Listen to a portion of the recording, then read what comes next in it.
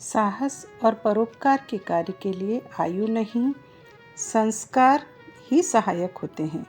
तभी तो अल्पायु बच्चे भी वह कार्य कर देते हैं जिन्हें बड़े भी नहीं कर पाते। पुस्तक की कहानी से। पुस्तक का नाम बाल निर्माण की कहानियाँ, भाग 15। पुस्तक परिचय। बच्चों के मन में अध्यात्म एवं जीवन कला के विभिन्न सूत्र कथाओं के माध्यम से सरलता से स्थापित किए जा सकते हैं। इसी अवधि में मस्तिष्क का सर्वाधिक विकास होता है। भला बुरा जो भी प्रभाव होता है वे ग्रहण करते व तदनुसार अपना व्यक्तित्व भी विनिर्मित करते हैं। यह अभिभावकों व परिवार के संपर्क में आने वाले माध्यमों पर निर्भर करता है कि बाल मन को वह किस प्रकार गढ़ते हैं। प्रस्तुत पुस्तक माला बाल निर्माण की कहानियाँ श्रृंखला की अगली कड़ी है। इसमें मूलतः किशोरों को दृष्टि में रखते हुए कथा साहित्य रचा गया है। पुस्तक के कुछ अंश। पहला, सांप के रूप में मृत्यु सामने थी, परंतु गणेश कुमारी तनिक भी उससे न डरी। उल्टे उसने सहेली की रक्षा के लिए प्रयास किया। इस साहस के लिए उसे स्कूल में पुरस्कृत किया। राष्ट्रीय स्तर पर भी गणेश कुमारी पुरस्कृत हुई। स्वयं को खतरे में डालकर जो दूसरों की रक्षा करते हैं, ऐसे वीर बालकों पर ही समाज और राष्ट्र गर्व करता है। दूसरा, महीना समाप्त होने पर जब उसे 30 रुपये दिए गए तो उसकी आंखें खुशी से चमक उठीं। स्वावलंबन में कितना सुख है यह उसने पहली बार जाना।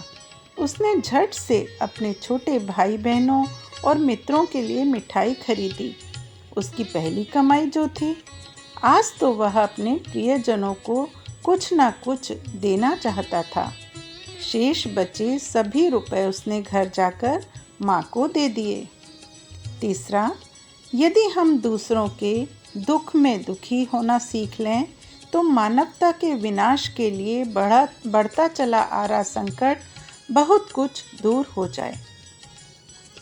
चौथा, किसी अपरिचित की रक्षा के लिए अपने प्राणों को संकट में डाल देना निश्चित ही बहुत बड़ी उदारता और महानता है।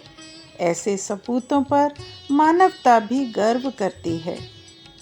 पांचवा, सच है बहुत सा पैसा खर्च करके भी हम दूसरे को वह प्रसन्नता नहीं दे सकते जो स्वयं कोई मौलिक वस्तु तैयार करके दे सकते हैं। स्वयं बनाकर दी गई कोई भी वस्तु अमूल्य होती है।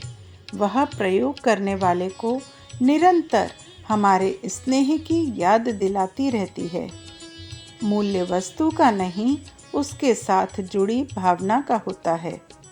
सुदामा के चावल इसलिए अमूल्य थे।